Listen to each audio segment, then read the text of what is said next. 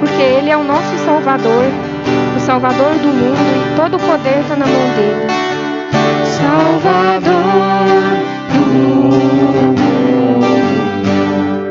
todo o poder está em suas mãos, Criador do universo e tudo que nele há. Eu posso subir o mais alto monte ou descer o mais profundo vale, o meu Deus ali estará, sua mão me guiará. As ondas atendem ao seu mandar, os ventos escutam seu sussurrar, a tempestade vai passar, Ele está comigo. Salvador do mundo, todo o poder está em suas mãos, Criador do universo e tudo que nele há. Eu posso subir o mais alto monte ou descer o mais profundo vale, o meu Deus ali estará, sua mão me guiará. As ondas atendem ao seu mandar, os ventos escutam seu sussurrar, a tempestade vai passar, Ele está comigo. As ondas atendem ao seu mandar, os ventos escutam seu sussurrar, a tempestade vai passar, Ele está comigo.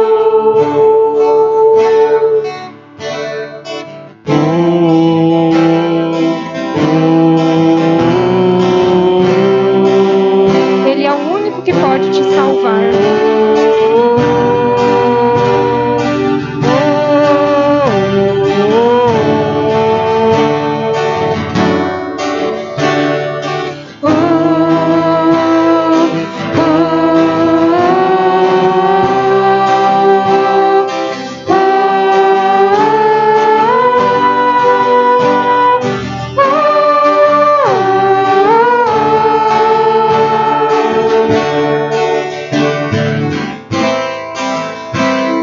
Os lírios do campo e as aves do céu têm o seu cuidar.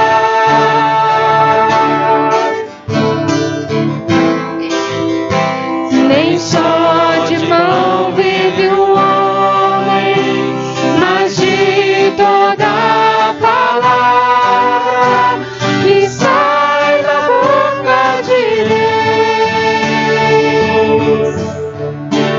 As ondas atendem ao seu mandar, os ventos escutam seu sussurrar, a tempestade vai passar, Ele está comigo. As ondas atendem ao seu mandar, os ventos escutam seu sussurrar, a tempestade vai passar, Ele está comigo.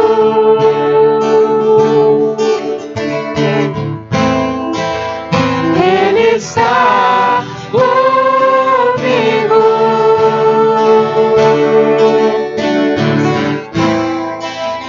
Ele está comigo.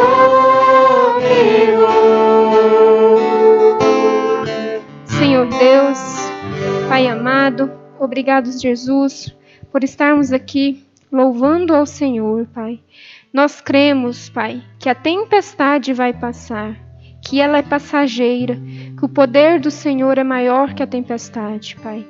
Eu te peço pela vida dos meus irmãos, aqueles que estão aqui, aqueles que estão nos assistindo em suas casas, Pai, que o Senhor venha interceder, interferir na vida deles, Pai, que eles possam confiar mais no Senhor durante a tempestade, Pai, porque nós sabemos que o Senhor está conosco, independente de onde estivermos passando. Obrigado, Pai, é assim que eu oro em nome de Jesus. Amém. Amém. Estamos encerrando neste domingo, hoje, exatamente hoje, o mês da juventude. A nossa denominação, os batistas brasileiros, as igrejas ligadas à Convenção Batista Brasileira celebram no mês de agosto o mês da juventude. E a juventude da nossa igreja escolheu como tema para este mês, como já foi dito pela nossa dirigente, um clique para mudar. E ali, não sei se você consegue ver daí de onde você está, mas tem uma frase em cima disso que poderia ser uma tela de uma televisão. Quem está no controle da sua vida? E no primeiro quadro a pergunta seria: o mundo? No quadrozinho do centro, Cristo? Ou ainda, no último quadro amarelinho ali, adicionar outro, está escrito ali embaixo. E esse outro pode ser tantas outras coisas, inclusive nós mesmos. Nós mesmos, muitas vezes, queremos sentar na cadeira do rei Jesus, não é? Talvez você fale, por que o rei não a rainha? Não, porque o rei é Jesus. Só ele é rei. E ele é que deve estar no trono da nossa vida. Mas às vezes nós substituímos Jesus por outro, ou por outra coisa, por outra pessoa. E essa outra pessoa pode inclusive ser nós mesmos, que muitas vezes queremos estar assentados no lugar de Jesus. Esse tema, um clique para mudar, ele foi baseado no filme que tem o título Clique. É um filme norte-americano que foi lançado em 2006, acredito que aqui muitos já devam ter assistido, e ele é bastante ilustrativo para a nossa realidade, ou pelo menos assim pensou a juventude, para nos incitar a pensar sobre a realidade que estamos vivendo no momento.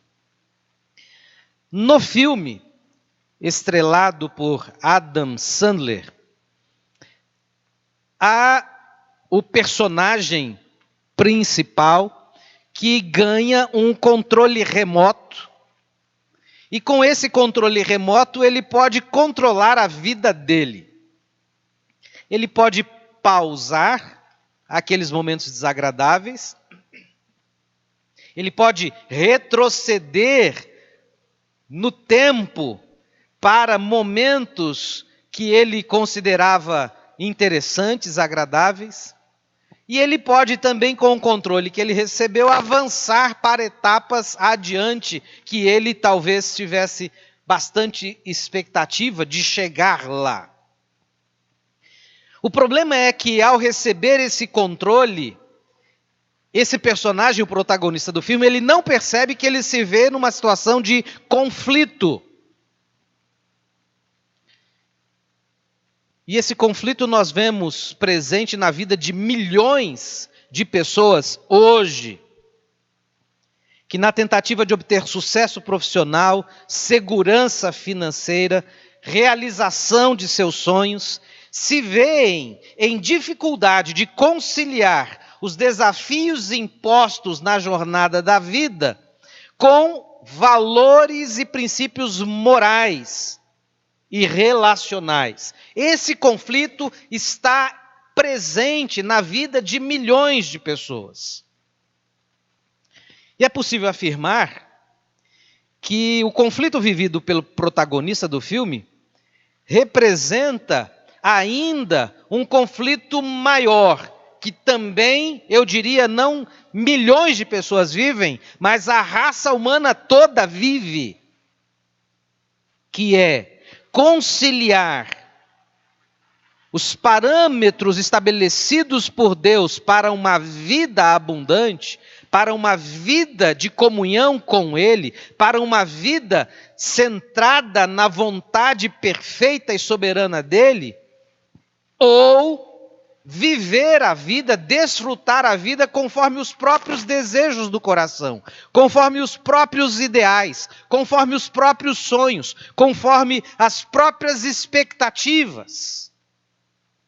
Esse conflito está presente não apenas na juventude que coordena os cultos desse mês, mas ele está presente na vida de crianças, ele está presente na vida de adolescentes, ele está presente na vida de adultos, ele está presente na vida de casais, ele está presente na vida dos anciãos. Esse conflito está presente na vida de todo ser humano.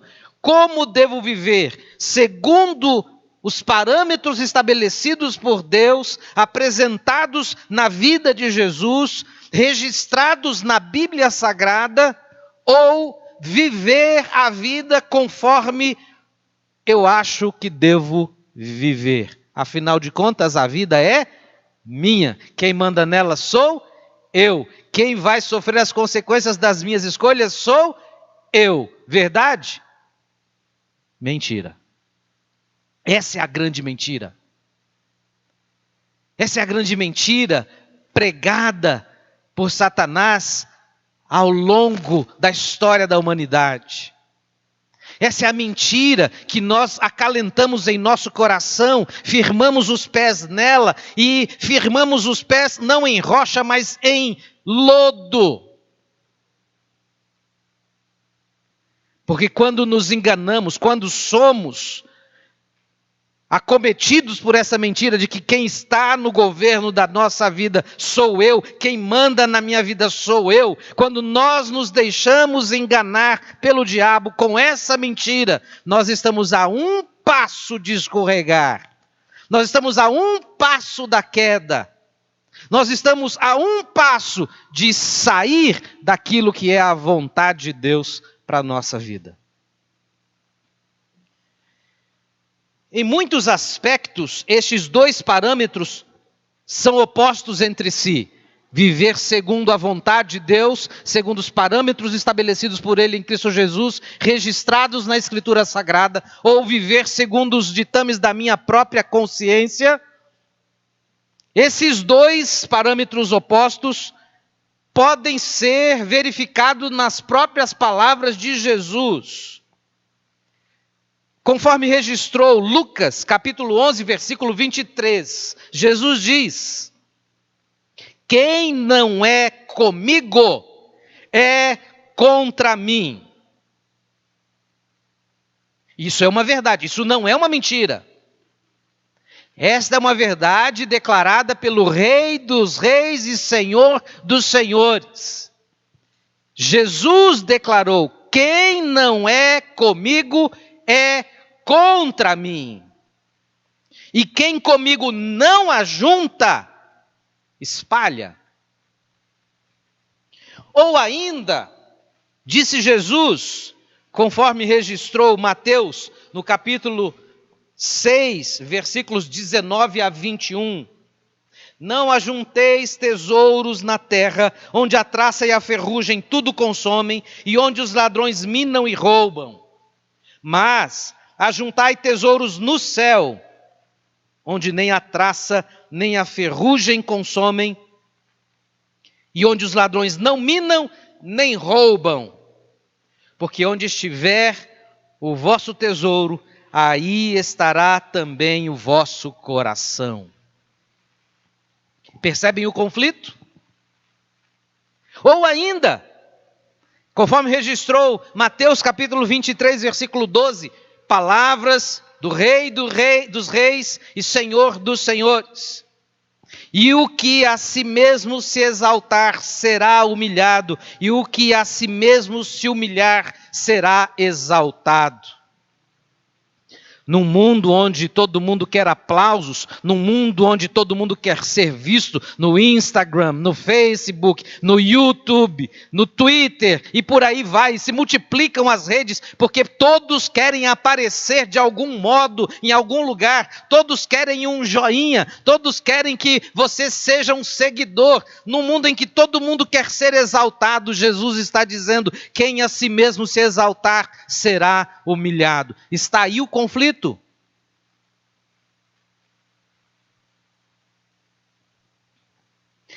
O texto bíblico de Romanos, capítulo 12, versículo 2, escolhido como divisa para o tema desse mês, traz um grande desafio para quem quer ser discípulo de Jesus, conformando sua vida aos parâmetros estabelecidos por Deus, através do exemplo de vida de Jesus e também através da Bíblia Sagrada. Assim, está escrito em Romanos capítulo 12, versículo 2, que é o texto básico da meditação de todos os domingos deste mês. Diz assim o texto: não vos conformeis a este mundo, mas transformai-vos pela renovação da vossa mente, para que experimenteis qual seja a boa, agradável e perfeita vontade de Deus. O texto é um convite a uma inconformidade com os parâmetros presentes no mundo e a uma permanente transformação da mente, visando experimentar a boa, perfeita e agradável vontade de Deus. A maneira como o argumento é construído no texto bíblico dá a entender que a inconformidade com o mundo e a transformação contínua da mente é pré-requisito para a experiência com a benévola vontade de Deus. Inconformidade com o mundo, transformação da mente é pré-requisito para experimentar a boa, perfeita e agradável vontade de Deus. Podemos ainda repetir esta mesma verdade de outra forma, dizendo que a conformidade com os parâmetros de vida estabelecidos no mundo é um fator impeditivo para um relacionamento agradável com Deus. Ou seja, se você vive segundo os parâmetros do mundo, não poderá experimentar a boa, perfeita e agradável vontade de Deus. Está o conflito estabelecido. Agora que já temos bem claro que o relacionamento com Deus é baseado em pré-requisitos, podemos adentrar um pouco mais na Bíblia Sagrada, a palavra de Deus, para descobrirmos ou relembrarmos quais são esses requisitos para um relacionamento pessoal com Deus. E como tema da mensagem desta noite, que eu não anunciei ao início, porque queria preparar os irmãos para entender esse tema, o tema da meditação desta noite é cliques que mudarão o seu destino eterno. E eu quero que você entenda aqui cliques como sendo eventos, como sendo momentos, como sendo decisões, como sendo escolhas, como sendo aquele momento em que você aperta um botão na sua mente, no seu coração, e você toma uma decisão e diz: agora vai ser assim, de hoje em diante eu vou agir desse modo, daqui para frente eu não vou mais fazer aquilo que eu estava fazendo e eu vou mudar de atitude, eu vou mudar de comportamento, eu vou mudar a minha mente.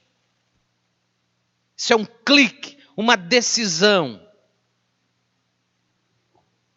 E é sobre esses cliques que mudarão o seu destino eterno, que eu passo agora a meditar com você.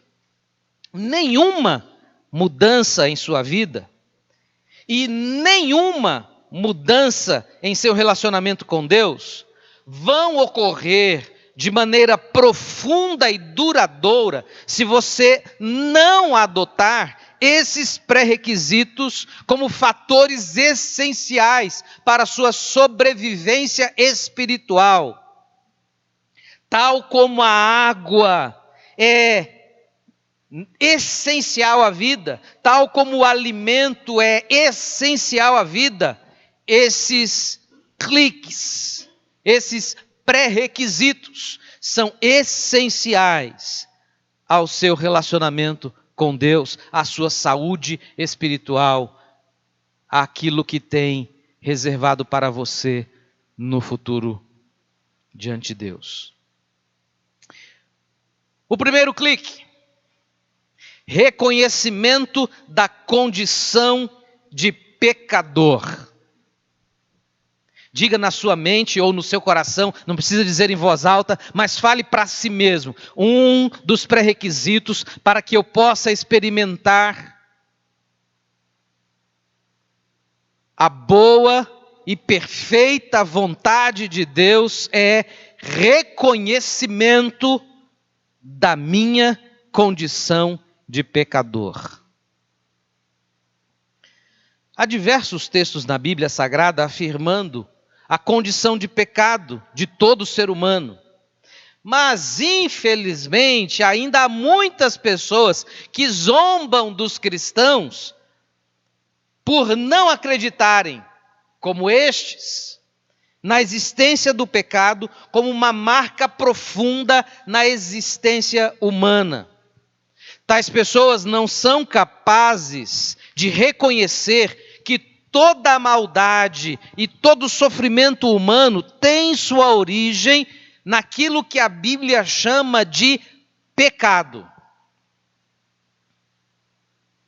A Bíblia declara que todos pecaram e por esta razão estão separados de Deus. Essa declaração você pode encontrar, por exemplo, em Romanos, capítulo 3, versículo 23. A Bíblia declara ainda que o pecado é a razão de existir a morte física e ainda a causa de morte espiritual, conforme o registro de Romanos, capítulo 6, versículo 23. A Bíblia declara também que se dissermos que não temos pecado algum, enganamo-nos a nós mesmos e ainda chamamos Deus de mentiroso. Ou seja, aquelas pessoas que negam a existência do pecado, a realidade do pecado, aquelas pessoas que negam, não acreditam que o pecado seja de fato uma marca na existência humana, chamam a Deus de mentiroso. Portanto, reconhecer que somos pecadores, que estamos separados de Deus por causa do nosso pecado, que estamos mortos física e espiritualmente, se Jesus não nos vivificar, é pré-requisito para uma mudança profunda e verdadeira no nosso relacionamento com Deus. Então, se você quer experimentar a boa, perfeita e agradável vontade de Deus, você precisa apertar o controle, o clique que reconhece a sua condição de pecado. É dizer diante de Deus: Deus, eu sou pecador, eu pequei contra ti, eu desobedeci à tua vontade, eu me rebelei contra os teus planos para a minha vida, eu fugi daquilo que o Senhor estabeleceu para mim.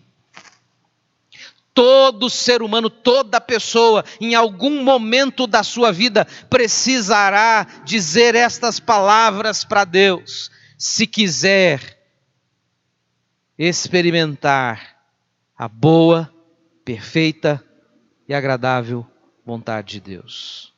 Esse é o primeiro clique. O segundo clique, arrependimento de pecados. Uma vez que você reconhece e aceita que é pecador, você precisa dar o segundo passo para experimentar a boa, perfeita e agradável vontade de Deus na sua vida. Este segundo passo exige que nos arrependamos de todos os pecados que cometemos no passado ou no presente. Exige de cada um de nós que sejamos capazes de nos arrepender e abandonar cada pecado já cometido. E exige que nós nos arrependamos daqueles pecados que ainda venhamos a cometer, porque estando ainda presos ao corpo do pecado, é possível que na nossa jornada, daqui até aquele momento em que seremos trazidos por Deus ante a sua presença para, então, revisar toda a história, a nossa história, é possível que daqui até aquele momento nós ainda venhamos a cometer algum pecado. E se o fizermos, precisamos estar dispostos a nos arrepender dele. A Bíblia declara que se confessarmos os nossos pecados a Deus, Ele nos perdoa e nos purifica de toda injustiça. Isso está registrado na primeira carta de João, capítulo 1, versículo 9. Sem arrependimento, jamais haverá uma mudança de vida, pois o pecado estará sempre presente, escravizando a nossa vontade, distanciando-nos da vontade de Deus. E somente diante de um arrependimento sincero, Deus pode derramar do seu Espírito Santo sobre nós, concedendo-nos poder para resistir à ação do pecado sobre a nossa vontade. O arrependimento sincero é a chave que abre a porta da nossa vida para que o Espírito Santo venha e promova as mudanças necessárias em nossa mente e em nosso coração, de modo a nos conduzir a uma nova vida para longe do domínio do pecado. Talvez você diga: pastor, mas eu já fiz isso. Eu já reconheci diante de Deus que sou pecador falho. Reconheço isso todo dia. Eu já me arrependi dos pecados cometidos no passado. E cada vez que eu peco, meu coração se entristece, eu choro diante de Deus e eu me arrependo, eu confesso o meu pecado. Glória a Deus se você já faz isso. Glória a Deus se você já deu esses 2 cliques na sua vida.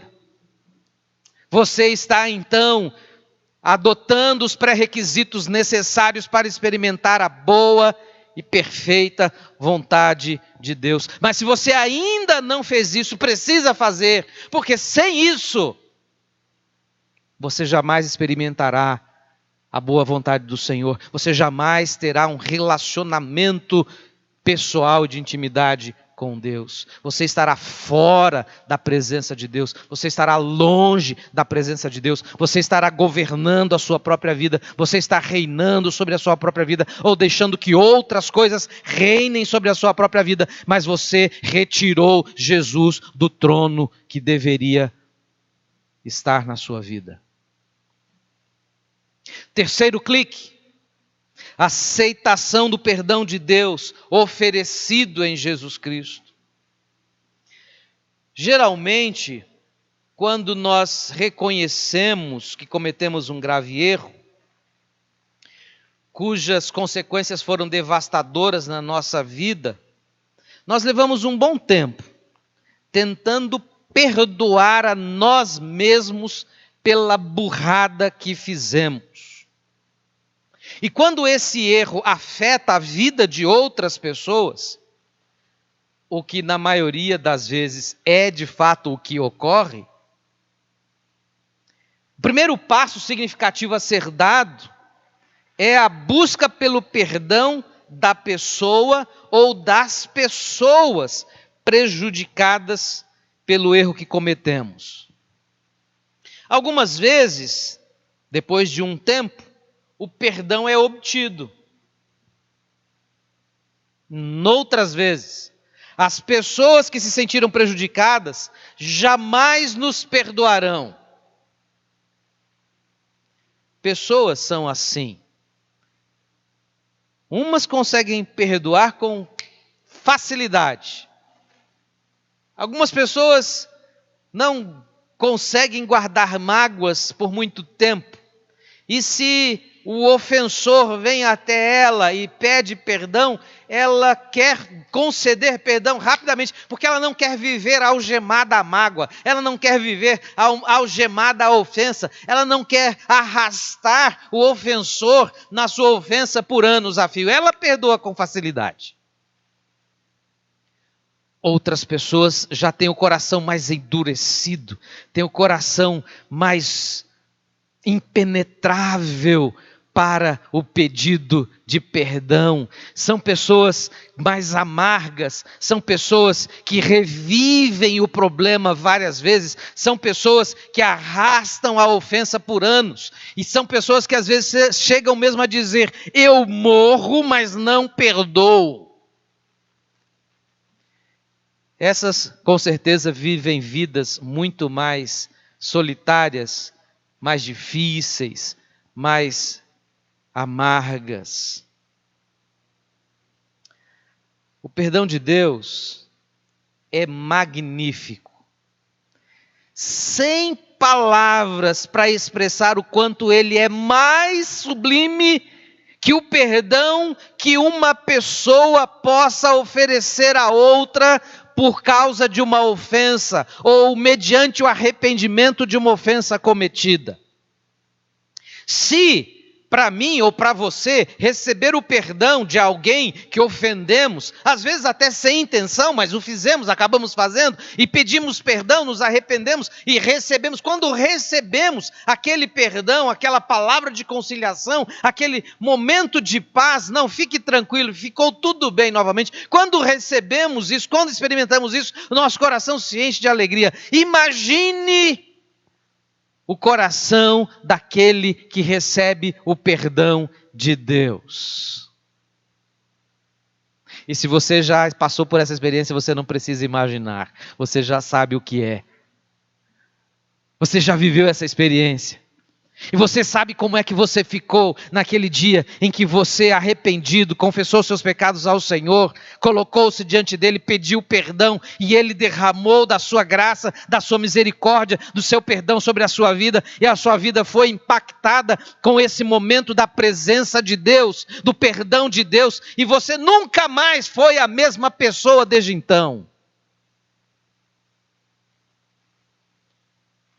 E eu tenho certeza que você guarda no coração até hoje o dia em que esse gesto maravilhoso de Deus ocorreu na sua vida. O perdão de Deus é sublime. E ele é sublime por pelo menos 4 fatores.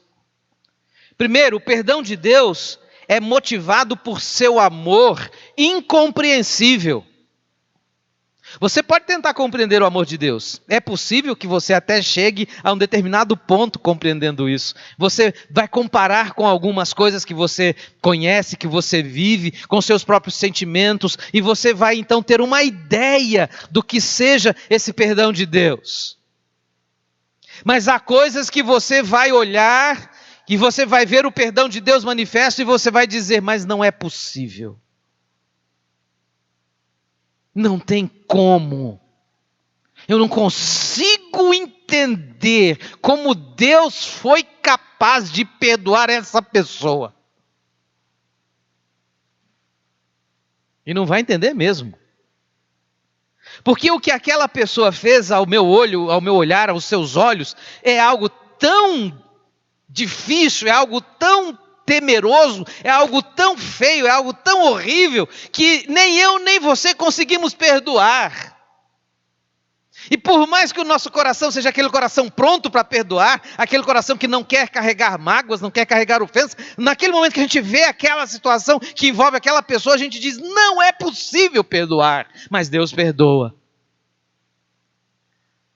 Se ela, arrependida, confessa o seu pecado e apresenta-se ao Senhor Jesus em arrependimento. E Deus derrama da mesma graça que derramou sobre mim, sobre você, sobre a vida daquela pessoa. E quando isso ocorre, também a vida daquela pessoa nunca mais é a mesma.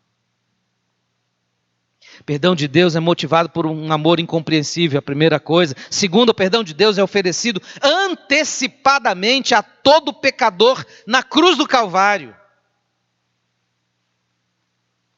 Deus não vai considerar ainda, vai pensar um tempinho, espera um pouquinho, deixe-me pensar.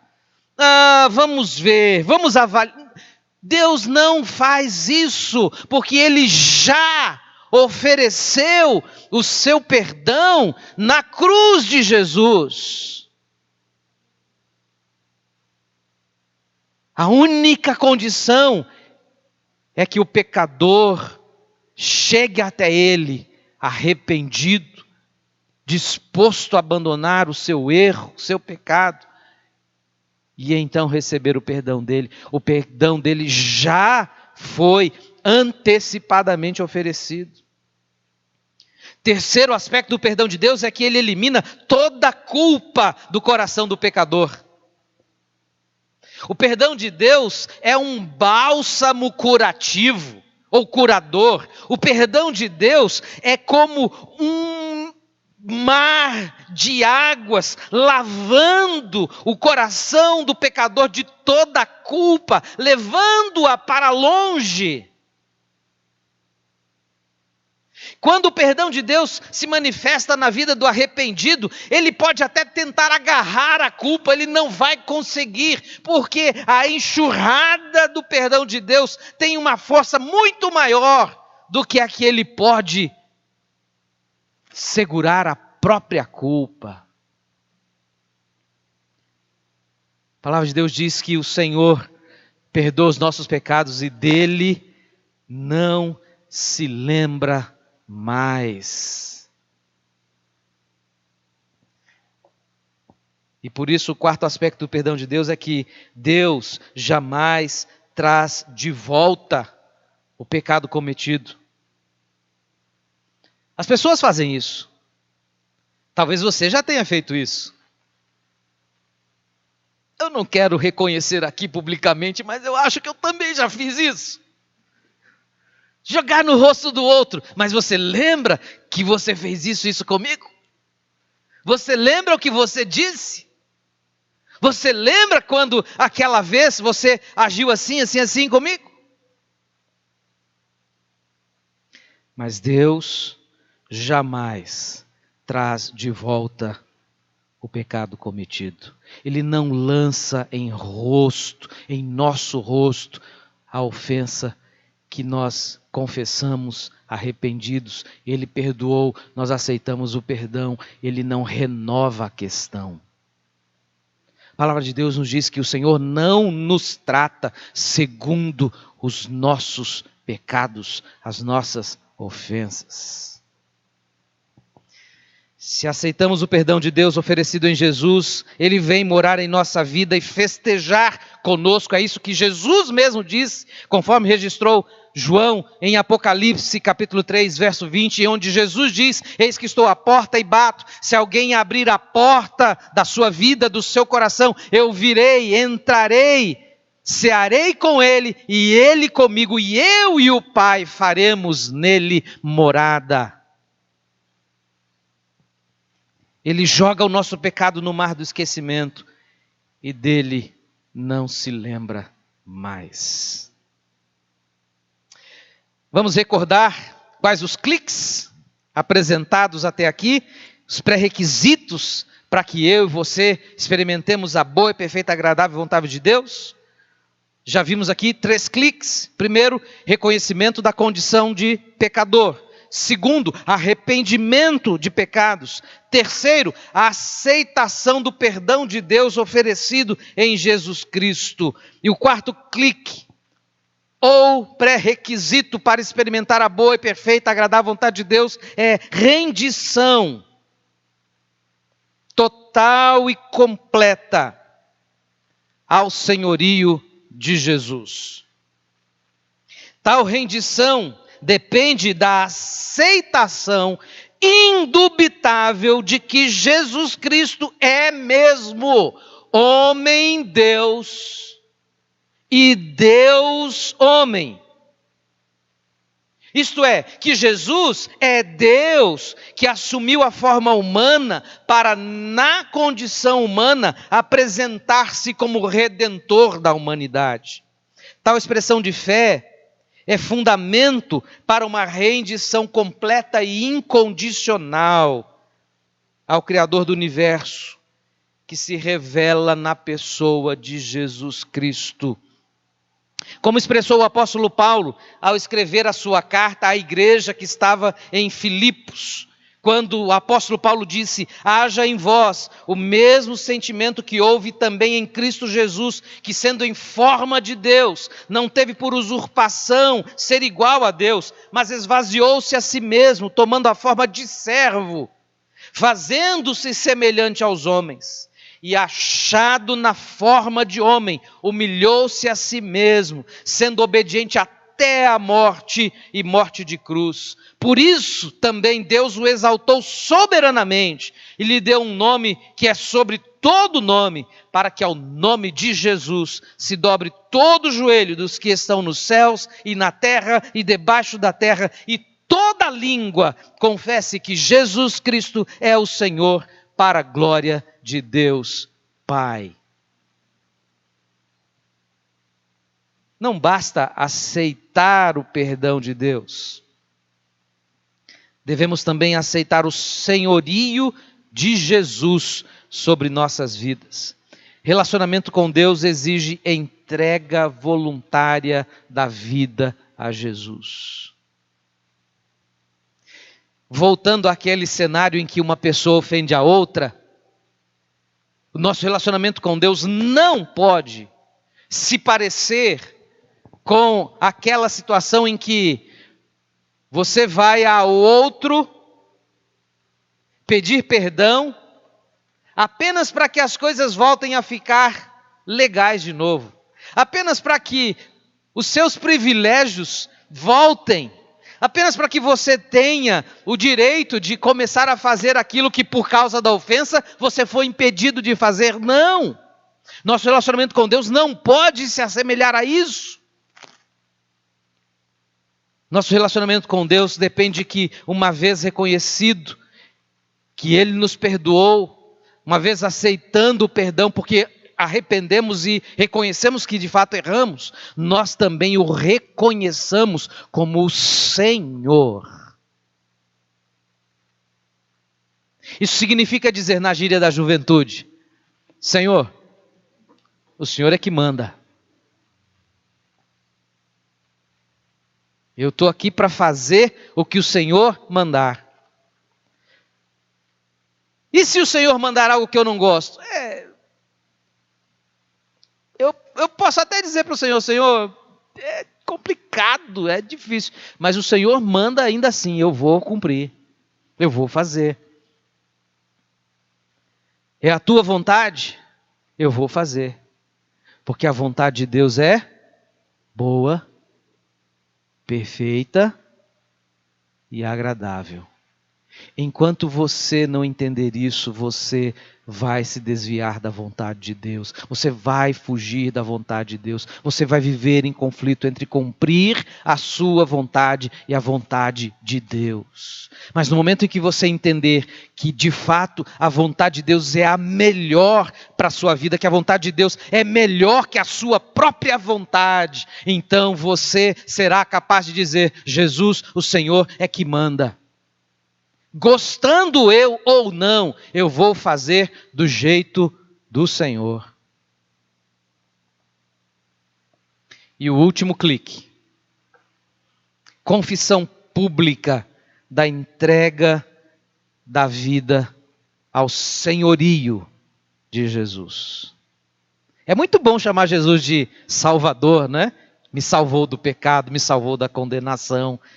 me dá livramento de situações difíceis. É muito bom tratar Jesus como aquele que vem em meu socorro, em meu auxílio. É muito bom tratar Jesus como aquele que me abençoa, dá aquilo que eu preciso, supre as minhas necessidades. Mas Jesus não é só o Salvador, o Redentor. Ele é Senhor. Ele é Rei dos reis e Senhor dos senhores. E é preciso que eu e você declaremos isso publicamente. A confissão pública da entrega da vida a Jesus é indispensável para um profundo e verdadeiro relacionamento com Deus.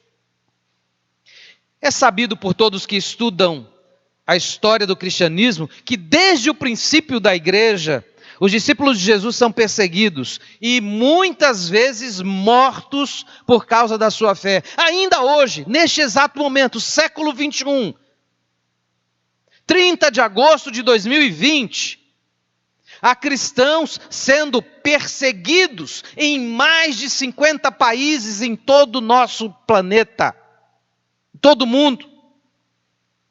Há cristãos que estão sendo impedidos de professar a sua fé.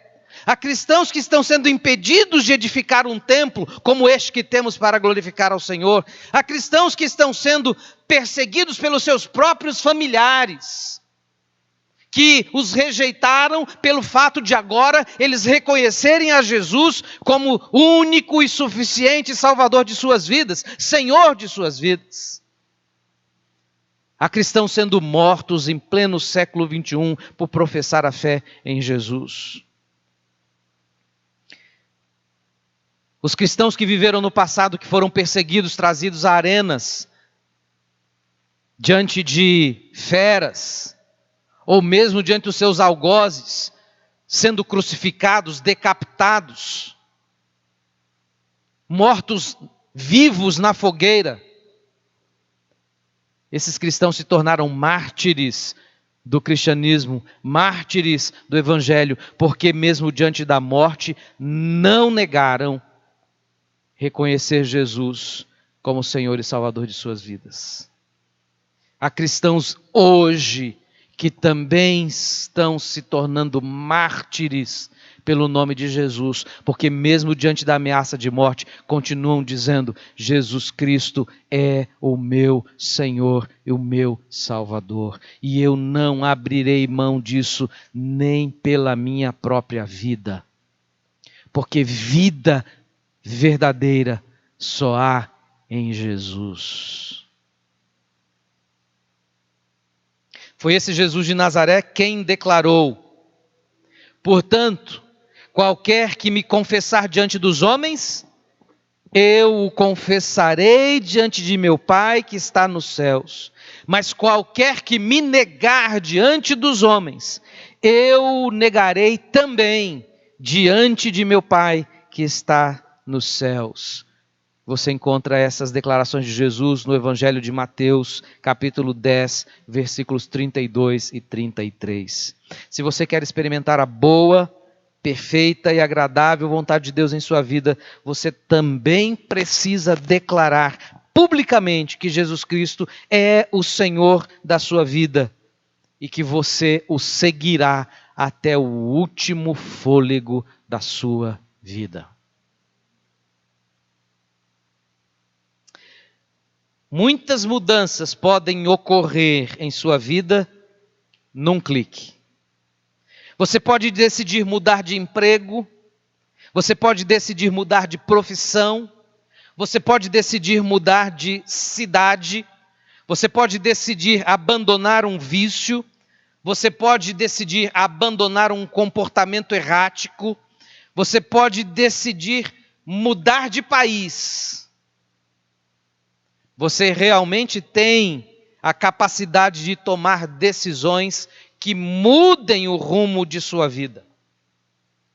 Mas nenhuma mudança será tão ou mais importante que a mudança do seu destino eterno. E só há duas possibilidades, segundo a Bíblia Sagrada, a palavra de Deus, para o destino eterno de uma pessoa. Ou você passará a eternidade no céu com Jesus e com todos que o aceitaram como Senhor e Salvador, ou você passará a eternidade no inferno com o diabo e os seus seguidores. Seu destino final e eterno depende da decisão que você tome hoje, de mudar o rumo da sua vida, de rejeitar os parâmetros estabelecidos pelo mundo para a sua vida e aceitar os parâmetros estabelecidos por Jesus em sua palavra, em seu evangelho, em sua vida exemplar. 5 cliques podem mudar definitivamente o seu destino. Onde você quer estar? No céu ou no inferno?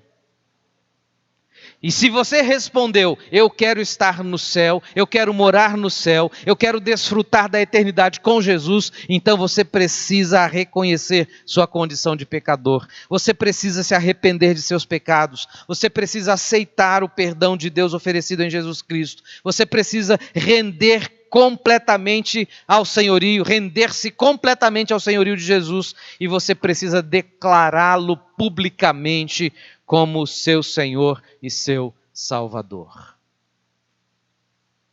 Você quer fazer isso? Feche os seus olhos e faça essa oração nesse momento. Se você já fez isso, já tomou todas essas decisões, ore agora por alguém que você ama. Interceda agora por alguém que você também quer ver desfrutando da eternidade com Jesus. Apresente agora a vida dessa pessoa, clame por ela, para que ela seja capaz de ouvir a voz de Deus, para que ela seja sensível ao toque do Espírito Santo de Deus, e ela nesse instante também reconheça Jesus como Senhor e Salvador de sua vida. Ou talvez daqui a alguns dias, quando ouvir essa mensagem gravada por alguma mídia, em alguma mídia social, ela também possa reconhecer a Jesus como Senhor e Salvador de sua vida. Você que está aí em casa e que não tomou essa decisão ainda, ou você que está aqui no templo e não tomou essa decisão ainda, com seus olhos fechados, você deve dizer para Deus: Deus, eu reconheço que sou pecador. Você em casa pode fazer essa oração comigo. Eu reconheço que tenho andado distante do Senhor. Eu reconheço que tenho falhado. Mas eu quero abandonar todos esses erros no passado. Eu quero receber o perdão do Senhor sobre a minha vida. Eu quero ser lavado pelo teu perdão. Eu quero que o meu coração libere toda a mágoa, todo o ressentimento da ofensa que cometeram contra mim. Eu quero pedir perdão a Deus de toda a ofensa que eu tenha cometido contra outra pessoa. E eu também quero ser liberado dessa culpa. E eu quero aceitar o perdão do Senhor nesse instante. E junto com o perdão do Senhor, eu quero receber a Jesus como o Senhor da minha vida. Eu quero sair da cadeira do trono. Eu quero retirar qualquer outra coisa que até agora coloquei no trono, dirigindo a minha vida. E eu quero que Jesus seja o Rei, reinando definitivamente sobre a minha vida. Ó Deus, eu sei que não sou capaz de por mim mesmo promover todas as mudanças que o Senhor deseja. Mas eu declaro que a minha vida está livre, aberta para que o teu Espírito venha habitar em meu coração e ele promova as mudanças que o Senhor desejar. Eu entrego a minha vida ao Senhor e entrego a direção da minha vida a Jesus.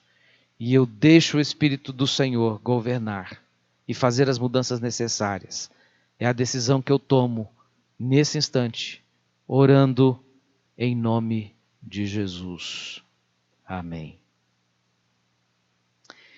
Que Deus abençoe a sua vida, meu querido ouvinte, aqui presente, ou mesmo você aí em casa.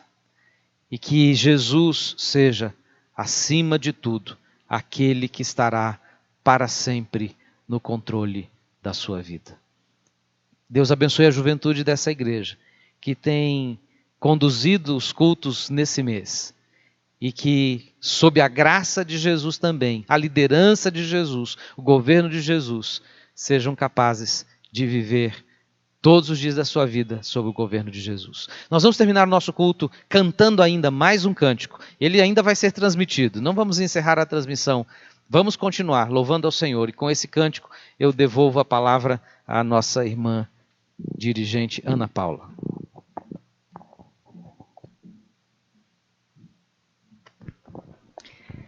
Amém, né? No momento que nós aceitamos Jesus, Ele entrega uma nova vida a nós, uma nova história. E esse cântico relata justamente isso. Uma nova história Deus tem para mim. Tudo que nós já fizemos, todo o nosso pecado, já foi perdoado pelo Senhor e Ele quer nos abençoar neste momento. Eu convido a igreja aqui presente a se colocar de pé, para juntos cantarmos esse cântico. E você aí em casa também louva com a gente.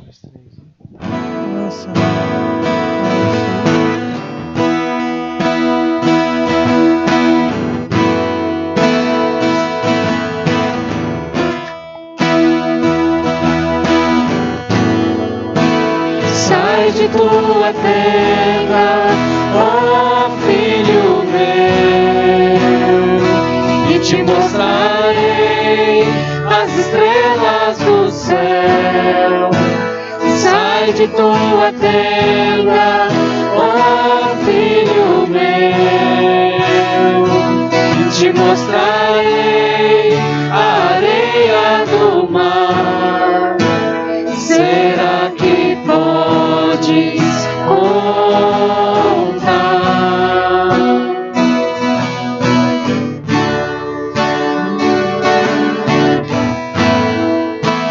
Será que podes imaginar tudo aquilo que sonhei para ti, filho meu? O que minhas mãos fizeram para ti, filho meu, minha bênção será sobre ti. Uma nova história Deus tem pra mim, um novo tempo Deus tem pra mim. Tudo aquilo que perdido foi, ouvirei de sua boca, te abençoarei. Uma nova história Deus tem pra mim, um novo tempo Deus tem pra mim.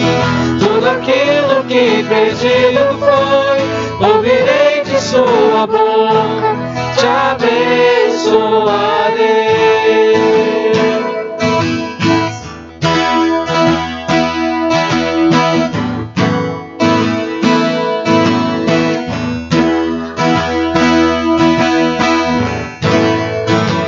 Sai de tua tenda, ó filho meu, e te mostrarei as estrelas do céu. Sai de tua tenda, ó filho meu, te mostrarei a areia do mar. Será que podes contar?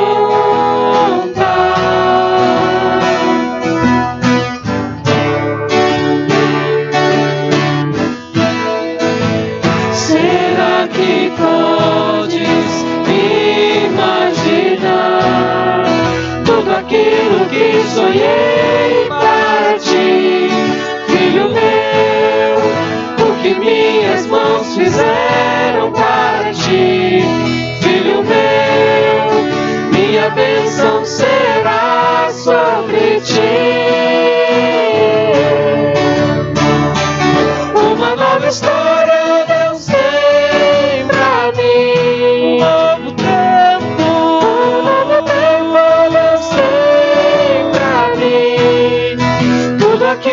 que pedido foi, ouvirei de sua boca, te abençoarei.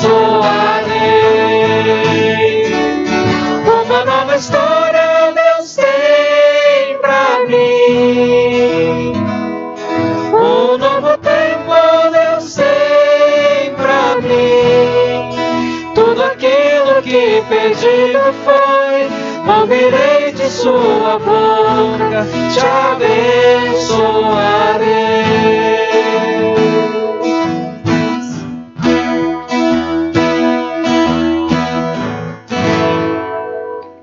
Amém. Que a bênção do Senhor esteja com você todos os dias. Pera não, acabou ainda. Não sei se a transmissão ainda está ligada, mas eu queria agradecer muito aos irmãos, a todos os irmãos que estiveram conosco durante esse tempo. Agradecer aos que estiveram aqui conosco, aos que estão em casa assistindo. Que Deus possa abençoar muito a vida de vocês, porque esse projeto é uma coisa que a gente pensou, mas que é uma coisa que dá muito trabalho, cansa a gente às vezes a gente tem vontade de desistir, mas Deus é conosco e tem nos abençoado, tem nos dado vigor, e a gente tem chegado até aqui.